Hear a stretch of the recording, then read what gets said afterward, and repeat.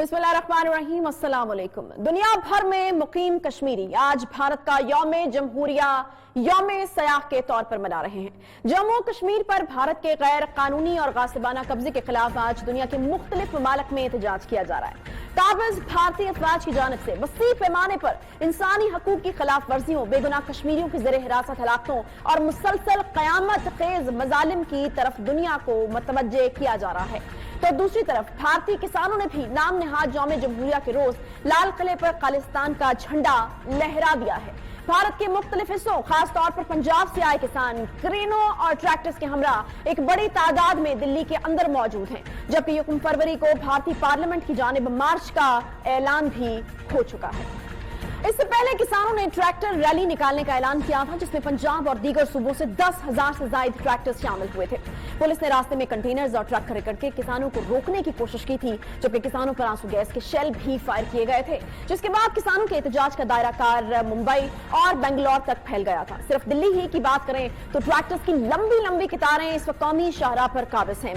किसान भारतीय पार्लियामेंट और परेड की जगह यानी राजपथ सिर्फ 2 किलोमीटर इनसे दूर रह गया है, जबकि किसानों की ट्रैक्टर रैली का एक दूसरा ग्रुप जो है वो दिल्ली के तारीखी जो किला है, लाल किला, वहां पर मौजूद है। किसानों की जानिब से किसान यूनियन और खालिस्तान के परचम इस वक्त जगह जगह लहराए गए हैं। जहां भारतीय वज़ीर आज़म हर साल यौम आज़ादी के मौके पर परचम लहराते हैं, वहां पर भी जो है परचम लहराया गया है। पुलिस सूरत हाल पर काबू पाने की भरपूर कोशिशें कर रही है, जबकि मुसलसल झड़पों की खबरें मुसलसल मौसूल हो रही हैं। दिल्ली समेत मुख्तलिफ शहरों में अफरा तफरी का सा एक माहौल है। किसानों की ट्रैक्टर परेड में पंजाब, हरियाणा और उत्तर प्रदेश के किसानों की काफी बड़ी तादाद मौजूद है। मुल्क के दीगर रियासतों में भी आज रैलियां निकाली जा रही हैं। न सिर्फ शदीद एहतजाज बल्कि तारीखी लाल किले पर चढ़ाई भी शुरू कर दी गई है।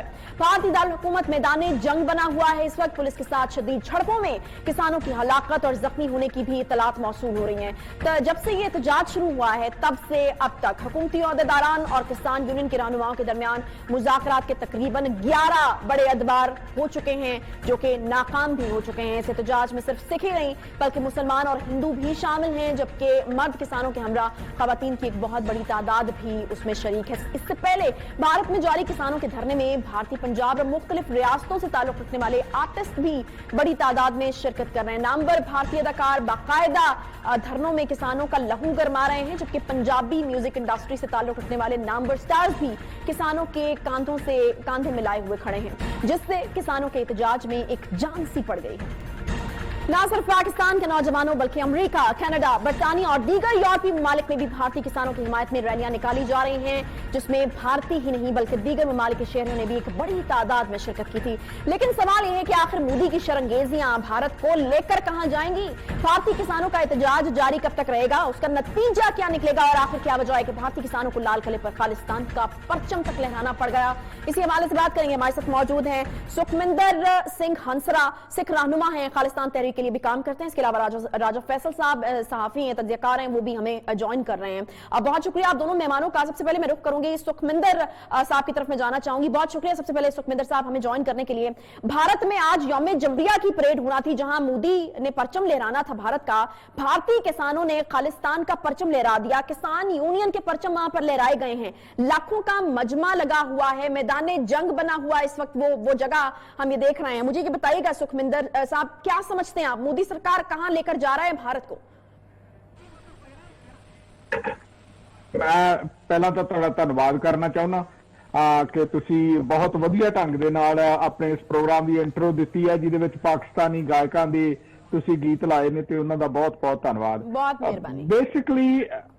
ਬੇਸਿਕਲੀ ਜੋ ਇਹ ਫਾਰਮਿੰਗ ਪ੍ਰੋਟੈਸਟ ਸ਼ੁਰੂ ਹੋਏ ਨੇ, ਜਿਹੜੇ ਕਿ 5 ਜੂਨ ਤੋਂ ਸ਼ੁਰੂ ਹੋਏ, ਪੈਂਡੈਮਿਕ ਦੇ ਦੌਰਾਨ ਇਹਨਾਂ ਦੀ ਲੋੜ ਵੀ ਨਹੀਂ ਸੀਗੀ, ਬਲਕਿ ਮੋਦੀ ਸਰਕਾਰ ਨੇ ਪੈਂਡੈਮਿਕ ਦਾ ਸਹਾਰਾ ਲੈ ਕੇ ਇਹਨਾਂ ਨੂੰ ਰਸ਼ ਥਰੂ ਕੀਤਾ ਤੇ ਜਿਹੜੇ ਕਿਸਾਨ ਭਾਰਤ ਦੇ ਨੇ ਜਾਂ ਇਨ ਪਾਰਟਿਕੂਲਰ ਪੰਜਾਬ ਦੇ ਨੇ, ਉਹ ਸਰਕਾਰ ਦੀ ਸ਼ਰਾਰਤ ਨੂੰ ਸਮਝ ਕੇ ਉਹਨਾਂ ਨੇ ਐਜੀਟੇਸ਼ਨ ਸ਼ੁਰੂ ਕਰ ਦਿੱਤਾ ਤੇ ਉਹ ਐਜੀਟੇਸ਼ਨ ਆ ਜਿਹੜਾ ਉਹ ਡਿਵੈਲਪ ਹੋਇਆ ਕਿਉਂਕਿ ਸਰਕਾਰ ਨੇ ਬਹੁਤ ਸਾਰੀਆਂ ਸ਼ਰਾਰਤਾਂ ਕੀਤੀਆਂ ਇਸ ਸਾਰੇ ਸਮੇਂ ਦੌਰਾਨ। 11 ਰਾਉਂਡ ਆਫ ਟਾਕਸ ਕੀਤੀਆਂ, ਇਹ ਕੀਤਾ ਉਹ ਕੀਤਾ। तो ਜਦੋਂ ਤੁਸੀਂ ਬੈਠ ਕੇ ਗੱਲ ਕਰਦੇ ਹੋ ਤੁਹਾਡੀ ਬਾਡੀ ਲੈਂਗੁਏਜ ਦੱਸ ਰਹੀ ਹੁੰਦੀ ਹੈ ਕਿ I'm not serious, I'm just making try to make you poor. ऐसा ही होया ਤੇ ਅਸਲ ਮਾਅਨੇ ਦੇ ਵਿੱਚ ਮੇਰਾ ਇਹ ਸੋਚਣਾ ਹੈ ਕਿ ਇਹ ਸਿਰਫ 10 ਫਾਰਮਿੰਗ ਬਿਲਸ ਦੀ ਗੱਲ ਹੀ ਨਹੀਂ ਸੀ। 10 ਫਾਰਮਿੰਗ ਬਿਲ ਤੱਕ ਟਿਕਿੰਗ ਪੁਆਇੰਟ ਸੀ। ਅਸਲ ਮਾਅਨੇ ਦੇ ਵਿੱਚ ਇਹ ਪਿਛਲੇ 72 ਸਾਲ ਦੀ ਜਿਹੜੀ ਸਿਸਟੈਮਿਕ ਤੌਰ ਦੇ ਉੱਤੇ ਧੱਕੇਸ਼ਾਹੀ ਪੰਜਾਬ ਦੇ ਨਾਲ ਦਿੱਲੀ ਦੇ ਵੱਲੋਂ ਕੀਤੀ ਜਾ ਰਹੀ ਹੈ, ਇਹ ਉਹਦਾ ਗੁੱਬ ਗੁਬਾਰ ਨਿਕਲ ਰਿਹਾ ਸੀਗਾ। So it was all in one.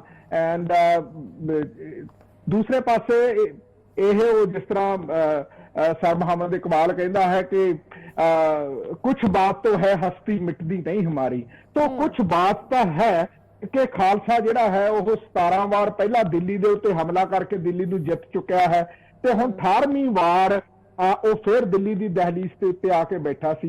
ते कल उन्होंने फिर लाल किले दे उत्ते झंडा चला के संबॉलिक तौर दे उत्ते संबॉलिक जेस्चर सी। ये कोई क्राइम नहीं है, ये कोई ਧੱਕੇਸ਼ਾਹੀ नहीं सी, कोई जुल्म नहीं सी, बल्कि संबॉलिक तौर दे उत्ते एक मैसेज देना सीगा मोदी सरकार नूं कि साडी समर्था दे उत्ते don't think we are incapable now. Asi pretty much capable of doing what Baghel Singh has done in 1785. सही। सुखविंदर साहब, अगर हम आपसे ये पूछें कि आखिर इस नहज पे इस हद पर किसने पहुंचाया किसानों को? किसान तो अपने काम से काम रखने वाले लोग होते हैं जो कि बल्कि लोगों की खिदमत में हर वक्त लगे रहते हैं और उनका बड़ा मेहनत वाला काम होता है। आखिर क्यों उनको इस नहज पर पहुंचना पड़ा और उनको इतना जिच किया गया, इतना तंग किया गया कि नौबत जो है वो इन हालात तक पहुंच गई? मैं जिस तरह कहा है कि ये सिस्टैमिक धक्का चल रहा है पंजाब दे नाल, उत्थे कोई इंडस्ट्री नहीं लियांदी जा रही। पंजाब सारा सिर्फ ते सिर्फ फार्मिंग दे उत्ते डिपेंडेड आ, अपने बच्चे पाल रहा अपने फार्मिंग दे उत्ते। हुण जदों इन्हां ने फिर फार्मिंग दे उत्ते जाके अटैक करन दी कोशिश कीती, ਉਹਨੂੰ ਕਾਰਪੋਰੇਟ ਵਰਲਡ ਦੇ ਥੱਲੇ ਲਿਆਉਣ ਦੀ ਕੋਸ਼ਿਸ਼ ਕੀਤੀ ਤੇ ਉਹ ਕਾਰਪੋਰੇਟ ਵਰਲਡ ਵੀ ਕੁਝ ਘਰਾਣੇ ਜਿਹੜੇ ਗੁਜਰਾਤ ਦੇ ਨਾਲ ਸੰਬੰਧਿਤ ਨੇ ਉਹਨਾਂ ਨੂੰ ਇਹ ਸਾਰਾ ਕੁਝ ਦੇਣ ਦੀ ਕੋਸ਼ਿਸ਼ ਕੀਤੀ। ਸੋ ਇਹ ਟੇਕਿੰਗ ਪੁਆਇੰਟ ਸੀ ਜਿਹੜਾ ਕਿ ਉਹਨਾਂ ਨੇ ਕਿਹਾ enough is enough, now we gonna fight back. So ਜਿਹੜੀ ਫਾਈਟ ਬੈਕ ਸੀਗੀ ਉਹਦੇ ਵਿੱਚ ਤੁਸੀਂ ਵੇਖਿਆ ਹੈ ਕਿ ਕੋਈ ਗੁੰਜਾਇਸ਼ ਨਹੀਂ। ਇੰਨੀਆਂ ਆਰਗੇਨਾਈਜੇਸ਼ਨਸ ਨੇ ਕਿਸਾਨਾਂ ਦੀਆਂ, ਉਹਨਾਂ ਨੂੰ ਇਹਨਾਂ ਨੇ ਬੜੀ ਕੋਸ਼ਿਸ਼ ਕੀਤੀ ਕਿ ਉਹਨਾਂ ਨੂੰ ਉਹਨਾਂ ਦੇ ਵਿੱਚ ਡਿਫੈਕਸ਼ਨ ਪੈਦਾ ਕੀਤੀ ਜਾਏ, ਪਾੜੋ ਤੇ ਰਾਜ ਕਰੋ ਜਿਸ ਤਰ੍ਹਾਂ ਬ੍ਰਿਟਿਸ਼ ਕਰਦੇ ਸੀ ਜਾਂ ਜਿਸ ਤਰ੍ਹਾਂ ਹੁਣ ਇਹ ਹਿੰਦੂ ਤਵੀ ਕਰ ਰਹੇ ਨੇ। ਉਹ ਵੀ ਸਾਰਾ ਕੁਝ ਇਹਨਾਂ ਨੇ ਉਹ ਤੇ ਇਸਤੇਮਾਲ ਕਰਕੇ ਵੇਖ ਲਿਆ, ਪਰ ਕਿਉਂਕਿ ਇਨਫ ਇਜ਼ ਇਨਫ ਸੀ, ਕੁਝ ਵੀ ਉਹਨਾਂ ਦੀ ਜਿਹੜੀ ਕੋਸ਼ਿਸ਼ ਆ ਉਹ ਸਫਲ ਨਾ ਹੋ ਸਕੀ ਤੇ ਉਹ ਦਿੱਲੀ ਆ ਕੇ ਬੈਠ ਗਏ। ਦਿੱਲੀ ਆ ਕੇ ਬੈਠਣ ਨੂੰ ਵੀ ਇਹਨਾਂ ਨੇ ਰੋਕਣ ਦੀ ਕੋਸ਼ਿਸ਼ ਕੀਤੀ। ਹਰਿਆਣੇ ਦੇ ਵਿੱਚ ਵਾਟਰ ਕੈਨਨਸ ਇਸਤੇਮਾਲ ਕੀਤੇ, ਹਰਿਆਣੇ ਦੇ ਵਿੱਚ ਬੈਰੀਕੇਡਸ ਲਾਏ, हाईवेज पट ले, हाईवेज पट के बड़े बड़े मिट्टी के ढेर ला दिए।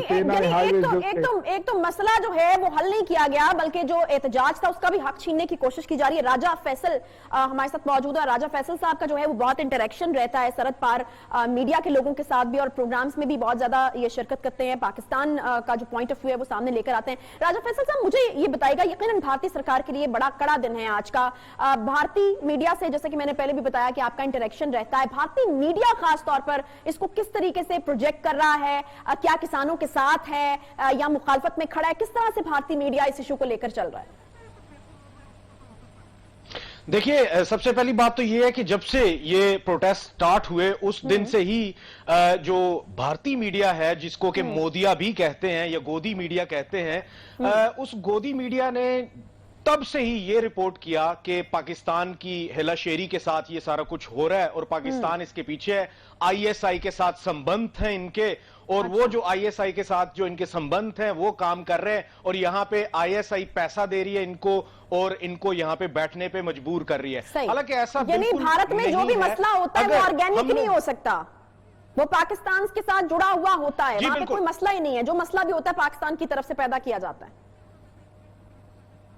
बिल्कुल, और मेरी नजर में आज भारत के लिए एक सोच का दिन है। भारत को सोचने पे मजबूर किया गया है, और खुसूसन ये जो झंडा लहराया गया लाल किले पे, ये एक सिंबलिज्म में जब इतिहास लिखा जाएगा खालिस्तान का आने वाले वक्तों में, तो उसमें इस दिन की बहुत ज्यादा अहमियत होगी। उसकी वजह यह है कि अगर आप 371 साल की हिस्ट्री देखें रेड फोर्ट की, तो यहां पे अंग्रेज, मरहट्टे, फिर अफगान, फिर जो मुगल्स थे, उन्होंने अपने अपने झंडे लहराए, और सिखिज्म ने भी अपने झंडे लहराए। लेकिन इस दौर में, इस 21वीं सदी में इस झंडे को लहराना ایک بہت اہمیت کا حامل ہے. اس کی وجہ یہ ہے کہ خالصتان نے آج یہ سب کو بتا دیا ہے کہ ہم لوگ جب خالصتان کی بات کرتے ہیں تو اس کا مقصد صرف اور صرف یہ نہیں ہے کہ ہم پنجاب لیں گے. ہم پنجاب کے ساتھ ساتھ ہماچل پردیش بھی لیں گے, راجستھان بھی لیں گے, ہریانہ بھی لیں گے, اور دلی تک آپ کے گھر میں آ کے جھنڈا لہرائیں گے. آج انہوں نے یہ جو میسج دیا ہے, یہ میرے خیال میں ریپبلک ڈے پہ انہوں نے ایک بہت ہی اہم میسج دیا ہے جو کہ ہسٹری میں بہت سنہری حروف میں لکھا جائے گا.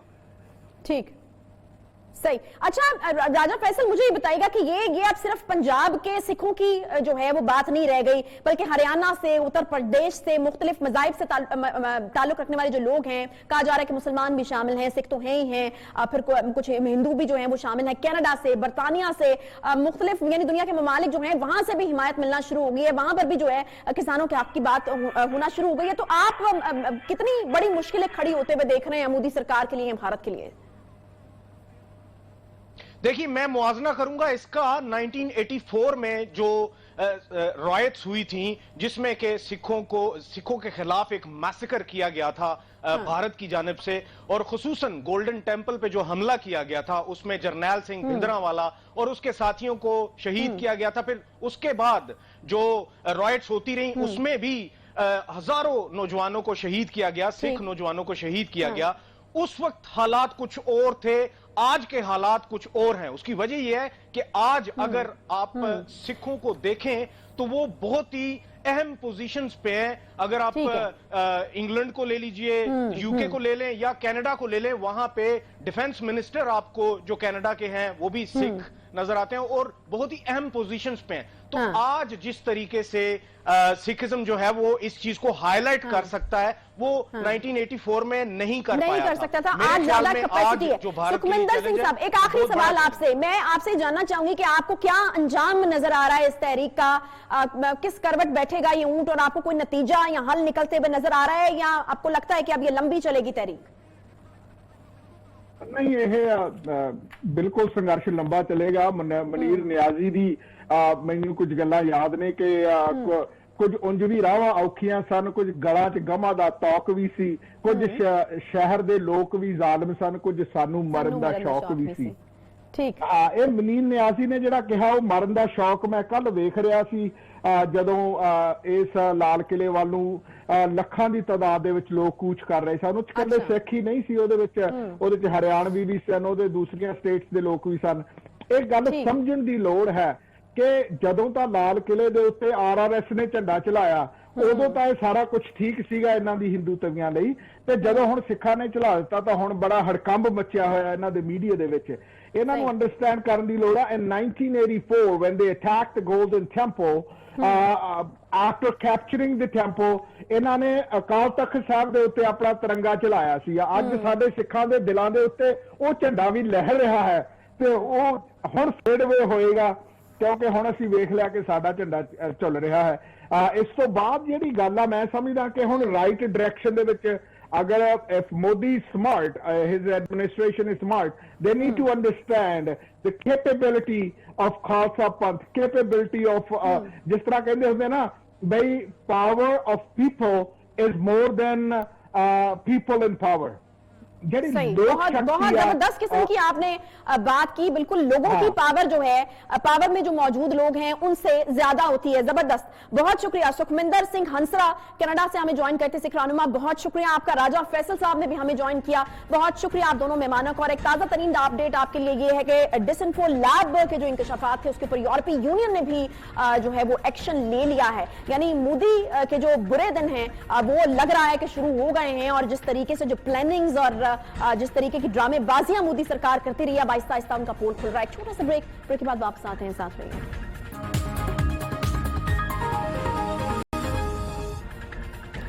हुकूमत के खिलाफ अपोजिशन इत्तेहाद पीडीएम अभी काफी मुश्किलात का शिकार दिखाई दे रही है। अपोजिशन जमातों में इख्तलाफात की खबरें गर्दिश कर रही हैं, तहरीक चलाने और लाएहमल पर इख्तलाफात के देखने और सुनने को मिल रहे हैं। दूसरी जानिब पीडीएम ने 5 फरवरी को यौम यकजहती कश्मीर के मौके पर रावलपिंडी में जलसा करने का ऐलान भी किया था, मगर अब ये जलसा मुजफ्फराबाद में करने का ऐलान हो चुका है। मुजफ्फराबाद जलसे का फैसला वज़ीर-ए-आज़म आजाद कश्मीर और साबिक वज़ीर-ए-आज़म शाहिद खाकान अब्बासी की मौलाना फजल रहमान से मुलाकात में हुआ है। दूसरी जानिब पीडीएम के सरबरा मौलाना फजल रहमान ने साबिक वज़ीर-ए-आज़म नवाज शरीफ और साबिक सदर आसिफ अली जरदारी से टेलीफोनिक राबता किया है, जिसमें मुल्की सियासी सूरत हाल समेत हुकूमत मुखालिफ तहरीक पर तबादला ख्याल भी हुआ। मौलाना फजल रहमान ने मीडिया नुमाइंदों से बातचीत करते हुए वाज़ेह किया है कि पीडीएम हुकूमत के एस्टेब्लिशमेंट किसी के साथ मुज़ाकरात नहीं कर रही। हमारे साथ अगर कोई बात करना चाहता है तो हमारे मुतालबात पूरे करके आए। उनका कहना था कि अदम एतमाद का ऑप्शन मौजूद है, लेकिन इस पर अमल होता हुआ नजर नहीं आ रहा। पीपल्स पार्टी को कहा है कि वो इस फैसले पर बाकी जमातों को एतमाद में ले। मौलाना फजल रहमान ने यह भी बताया कि सेनेट इलेक्शन मुश्तरका तौर पर लड़ने की तजवीज है, जिस पर बातचीत हो रही है। दूसरी तरफ जमीयत उलमा इस्लाम के रहनुमा हाफिज हुसैन अहमद ने मौलाना फजल रहमान को तनकीद का निशाना बनाते हुए कहा कि पार्लियामेंट में अदम एतमाद की तहरीक आए या ना आए, नून लीग और पीपल्स पार्टी ने मौलाना फजल रहमान पर अदम एतमाद कर दिया है। पीडीएम के फैसलों से बिलावल भुट्टो के बाद मरियम नवाज की भी वापसी मौलाना फजल रहमान के लिए एक पैगाम है। मरियम नवाज का सेनेट इंतखाबात में हिस्सा लेने का फैसला पीडीएम फैसलों की नफी है। हाफिज हुसैन अहमद का कहना था कि हुक्मरानों को असम्बली से निकालने वाले खुद धांधली ज़दा असम्बली में जाने के लिए बेताब हैं। इस्तीफे स्पीकर के मुंह पर मारने वाले अब खुद किसी को मुंह दिखाने के काबिल नहीं रहे। मौलाना फजल रहमान की जेब में भी कुछ अपनों के इस्तीफे थे, मगर मरियम और बिलावल के हाथों उनकी जेब कट चुकी है। दूसरी तरफ पाकिस्तान तहरीक इंसाफ भी जमीयत उलमा इस्लाम के खिलाफ फ्रंट लाइन पर आकर खेल रही है। तहरीक इंसाफ ने जमीयत उलमा इस्लाम के खिलाफ फॉरेन फंडिंग केस दायर कर दिया है। पार्लिमानी सेक्रेटरी फारूक हबीब ने इलेक्शन कमीशन में दरखास्त दायर की है। जेयूआई के साबिक रहनुमा हाफिज हुसैन अहमद के टीवी इंटरव्यू का ट्रांसक्रिप्ट इसमें शामिल किया गया है, जिसमें हाफिज हुसैन अहमद ने फजल रहमान के लिबिया और इराक से फंडिंग लेने का इतराफ किया। इसी हवाले से मियां फारूक हबीब का यह कहना था कि मौलाना फजल रहमान को भागने नहीं देंगे, इन्हें जवाब देना पड़ेगा। ये वो शख्स है जो फॉरेन फंडिंग का इल्जाम पीटीआई के ऊपर लगा रहा था, लेकिन इनकी अपनी पार्टी के लोगों ने फजल रहमान की फॉरेन फंडिंग का जो है वो भांडा फोड़ दिया है। हाफिज हुसैन अहमद साहब इंकशाफ कर रहे हैं कि फजल रहमान को 2 बैरूने मुल्क से जो है वो फंडिंग होती रही। फजल रहमान, अगर आपके हाथ साफ हैं तो आकर अपनी रसीदें यहाँ पर जमा करवाएं। पाकिस्तान के खिलाफ काम करने के लिए किस एजेंडे के तहत पैसे लिए थे? लेकिन सवाल यह है कि आखिर अब आगे होने क्या जा रहा है। क्या अपोजिशन के कप्तान मौलाना फजल रहमान वज़ीर-ए-आज़म इमरान खान को गिराते गिराते खुद तो नहीं गिर जाएंगे? क्या वाकई मौलाना फजल रहमान लिबिया और इराक से फंडिंग लेते रहे? इस फंडिंग के मकासद थे क्या? जेयूआईफे को किन मुश्किलात का सामना करना पड़ सकता है? पीडीएम का मुस्तकबिल क्या होगा? इसी पर बात करेंगे। बहुत शुक्रिया आप दोनों हजरात के लिए। साथ मौजूद है मियां फारूक हबीब साहब पीटीआई से और हाफिज हुसैन अहमद साहब रहनुमा जेयूआई। सबसे पहले मैं मियां साहब की तरफ जाऊंगी, मेरा फारूक हबीब की तरफ एक सवाल मैं उनसे कर लूं, फिर हाफिज साहब मैं आपकी तरफ आती हूँ। फारूक हबीब साहब, मुझे ये बताइएगा कि आपने इलेक्शन कमीशन में फॉरेन फंडिंग की दरखास्त जो दायर की है, यकीनन अगर कुछ गलत हुआ है तो कानून के मुताबिक उसके हवाले से कार्रवाई होनी चाहिए, मगर आपकी जमात को ये ख्याल अब क्यों आया है? क्योंकि अभी आप लोगों के खिलाफ भी फॉरेन फंडिंग का एक केस है, तो ये तो फिर वही वाली बात होगी जो एहसन इकबाल साहब ने कही थी कि क्रॉस पर्चे कराए जा रहे हैं। देखें, बात यह है कि मैंने तो आपको पहले कहा कि तो इलेक्शन कमीशन का दायरा इख्तियार है, परव्यू है कि पॉलिटिकल पार्टीज ऑर्डर 2002 की जो शिक नंबर 6(3) है वो बड़ा वाज़ेह इस हवाले से फॉरेन फंडिंग के हवाले से इलेक्शन एक्ट 2017 की शिक नंबर 204 है, वो बड़ी वाज़ेह इस हवाले से। पहले इलेक्शन कमीशन 19 जमातों को 24 फरवरी को नोटिस जारी कर चुकी है। अब जो मामला है ये मामला मेरी जानिब से नहीं है, ये मामला तो उनकी अपनी जमात के सीनियर रुकन हाफिज हुसैन अहमद साहब मुतअद्दिद टीवी चैनल्स के ऊपर बार बार आके इस चीज का इंकशाफ कर रहे हैं कि फजल रहमान साहब ने फॉरेन फंडिंग ली है लीबिया से, इराक से।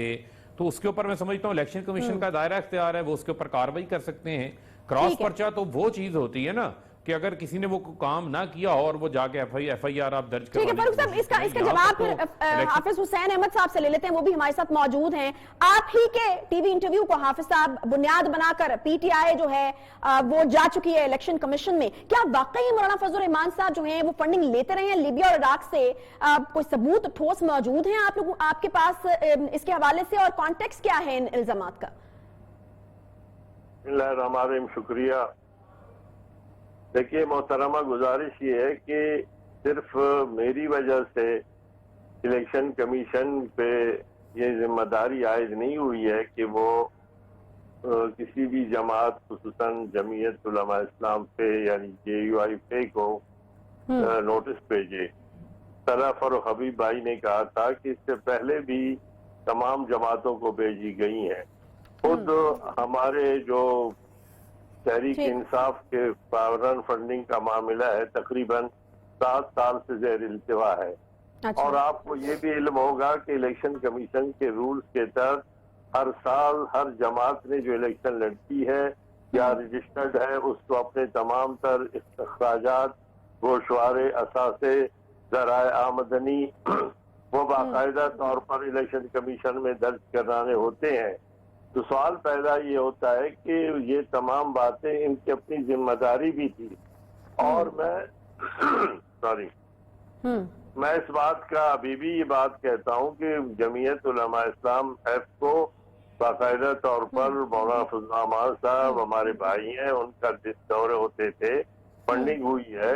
اور اس وقت بھی پشاور میں جو پارٹی کے سیکریٹریٹ جس کو کہتے ہیں، اور ایک مسجد بھی ہے اور اس کے ساتھ سیکریٹریٹ ہے، اس کے پیچھے مولانا کا اپنا گھر بھی بنایا ہے. اس کی پیشانی پر خود لکھا گیا ہے کہ لیبیا کے، اگرچہ اس میں وہ لکھا گیا کسی این جی اوز کی بات کرتے ہیں، لیکن کوئی این جی اوز اس قسم کا پاکستان میں نہیں ہے بلکہ براہ راست لیبیا سے آئی تھی. اور اس وقت پنجاب کے نائب صدر تھے سردار آفتاب مغل، جو اس دنیا میں نہیں رہے، اس کے توسط سے آئے تھے. اور اس وقت کیورا میں بعض دوستوں نے اس باقاعدہ طور پر وہ تمام دستاویزات بھی پیش کیے تھے، اور اب بھی بعض افراد کے ساتھ شاید وہ دستاویزات بھی موجود ہے. اور یہ سب ہماری پارٹی نے سب کو پتا ہے کہ وہ وہاں سے فنڈنگ ہوتی رہی ہے. اب جو سعودی عرب کی یا دیگر بات کرتے ہیں، ظاہر ہے یہ تو خبریں ہیں، لیکن مجھے جو معلومات تھی جن 2 ممالک کے متعلق میں نے وہ بات کی ہے. اب ظاہر ہے کہ اگر اچھا حافظ صاحب، قطع کلامی کے لیے معذرت، مجھے یہ بتائیے گا کہ یہ آپ کے سورسز سے آپ کو انفارمیشن ملی یا پھر مولانا صاحب سے جب بات چیت ہوتی رہی تو وہ خود اس کا ذکر کرتے رہے ہیں اس فنڈنگ کے حوالے سے؟ کیونکہ آپ بہت شور ہیں، یقیناً کچھ ثبوت بھی موجود ہوں گے اور اب ہو سکتا ہے کہ مانگے بھی جائیں. دیکھیے، جامعہ مدنیہ لاہور میں کریم پارک میں جمعیت علماء اسلام کی مجلس شورا کے اجلاس میں مولانا محمد خان شیرانی صاحب، دیگر چند دوست تھے، اور وہ تمام نے باقاعدہ طور پر مولانا سے، جب وہ امیر بھی صدر بھی نہیں تھے، جنرل سیکرٹری تھے پارٹی کے، ان سے پوچھا گیا اور باقاعدہ ان کو کہا گیا کہ یہ چیزیں آپ نے وصول کی تھی اور اب تک سیکرٹریٹ کا کوئی چیز نہیں بنا، اس کا حساب دے دے. مولانا وہ حساب نہیں دے سکے، بلکہ مولانا رو پڑے اور پھر 3 گھنٹے تک یہی جھگڑا ہوتا رہا. اور اس وقت کے جو بڑے تھے مولانا عبدالکریم بیر شریف والے جو اس دنیا میں نہیں ہے، مولانا حامد میاں صاحب، مولانا عبدالواحد صاحب جو میرے بہنوئی تھے اور یہاں کے امیر تھے بلوچستان کے، انہوں نے منت سماجت کر کے اس معاملے کو دبایا.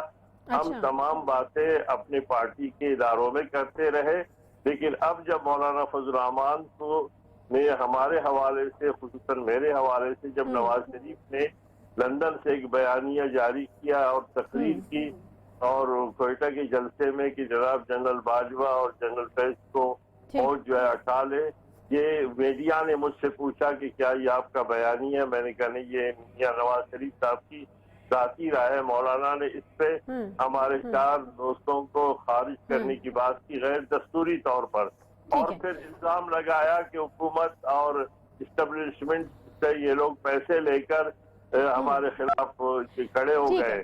اچھا حافظ صاحب، مختصر طور پر ٹائم، بہت معذرت، ختم ہو رہا ہے، ٹائم ختم ہو رہا ہے. ایک بات سنیں گے آپ؟ جی. میں نے کہا کہ اگر مولانا فضل الرحمان صاحب ہم پہ جھوٹا الزام لگا سکتے ہیں تو پھر ہم سچ بات بھی کہیں کہ آپ نے بھی تو پڑھ لیا تھا. मैं ठीक ये है। नहीं कह रहा हूँ किसने फंड लेकर खाया है नहीं खाया है, लेकिन ये हम हर फोरम पे साबित करने के लिए तैयार है। और सही अभी है। भी आप चले जाए पिशावर रोड पर, रिंग रोड पर जो सेक्रेटरीट बना हुआ है, उसके पेशानी पे हाँ। बाकायदा तौर पर तख्ती लगी हुई है ठीक है जी। मार्बल की, और उसमें ये लिखा हुआ है कि लिबियन फंड से ये कायम किया गया है। ठीक है, मैं बिल्कुल अगला सवाल यही करना चाहती थी हाफिज साहब आपसे कि इलेक्शन कमीशन अगर आपको बुलाए तो आपने खुद ही कह दिया कि हर फोरम पर आप जाकर इस पर बात करने के लिए तैयार हैं, और अगर झूठे इल्जाम लगाए जा सकते हैं तो आप सच्ची बात क्यों नहीं बता सकते। बहुत शुक्रिया हाफिज हुसैन अहमद साहब, रहनुमा JUI, और मियां फरूख हबीब साहब PTI से हमारे साथ मौजूद है। बहुत शुक्रिया आपका। एक छोटा सा ब्रेक के बाद वापस आएंगे, साथ रहिए। Welcome back. ये कोई फिल्म या ड्रामे का सीन नहीं, ये नॉवल या किताब का इक़्तिबास नहीं, ये रियासत पाकिस्तान के हेल्थ सिस्टम की कहानी है। ये वो सिंध है जहां कराची कभी रोशनियों का शहर था, ये वो कराची है जो सिंध हुकूमत का दारुल हुकूमत है, ये वो कराची शहर है जहां से सदर पाकिस्तान समेत मौजूदा वफाकी हुकूमत के 4 वज़रा मुंतखब हुए हैं। मगर इसके बावजूद शहर में बेबसी, लाचारी आम है, गरीब की जिंदगी इंतहाई सस्ती है। इस मुल्क में सब कुछ महंगा है, बस सस्ता है तो गरीब और लाचार की जान, जो कभी पुलिस गोलियां मारकर निकाल देती है तो कभी डाकू, कभी गजाई किल्लत और कभी रोड एक्सीडेंट, और कभी बच जाए तो अस्पताल और सेहत का फरसूदा निजाम जो अमीर को तो फौरी सहूलत देता है और बड़े बड़े डॉक्टर्स को खरीद लेता है, मगर नाजिया जैसी लड़की को बचा नहीं सकता। कराची के इलाके सच्चल गोट में निजी अस्पताल में जख्मी हालत में लाई जाने वाली नाजिया को तिबी इमदाद देने की बजाय अस्पताल इंतजामिया पहले पैसों का मुतालबा करती रही। बर वक्त इलाज ना हो सकने से नाजिया मौत के मुंह में चली गई। नाजिया के वालिद ने बताया कि नाजिया घर के करीब मोटरसाइकिल में दुपट्टा आ जाने की वजह से गिर गई, जिसकी वजह से वो जख्मी हो गई। इसका भाई फौरन इसे सच्चल गोट में एक निजी अस्पताल ले गया।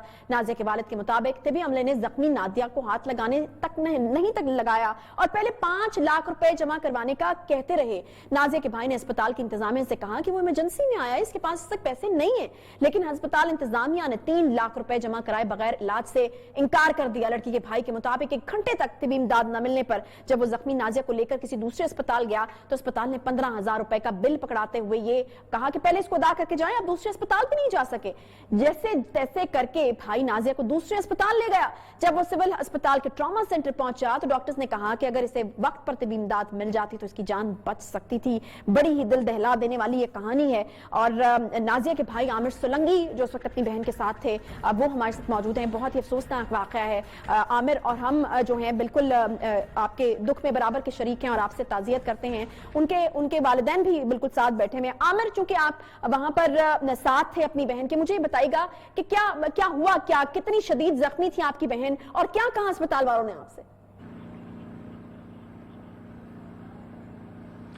मैडम, मैं जैसे उसको हॉस्पिटल ले गया हूँ यहाँ से जी। तो उन लोगों ने मतलब हम लोगों से बिल्कुल ही तावन नहीं की। मैंने उसको जैसे ही बेड काउंटर पे ले गए, पहले ही पर्ची बन गई, उसको कुछ अच्छा नहीं ड्रिप लगी नहीं कुछ लगा, मतलब पहले ही मेरे को काउंटर पे ले गए। वो डेढ़ अच्छा। बार तो समझो जिंदा को उसमें लोगों ने इमरजेंसी वार्ड में रख दिया, मतलब अच्छा। जैसे पड़ी रहे। नहीं तो कोई किसी डॉक्टर ने हाथ नहीं लगाया? डॉक्टर देख के नहीं, डॉक्टर आए देख के चले गए, मेरे को काउंटर पे भेज दिया पीछे से। अच्छा। उधर कोई है नहीं।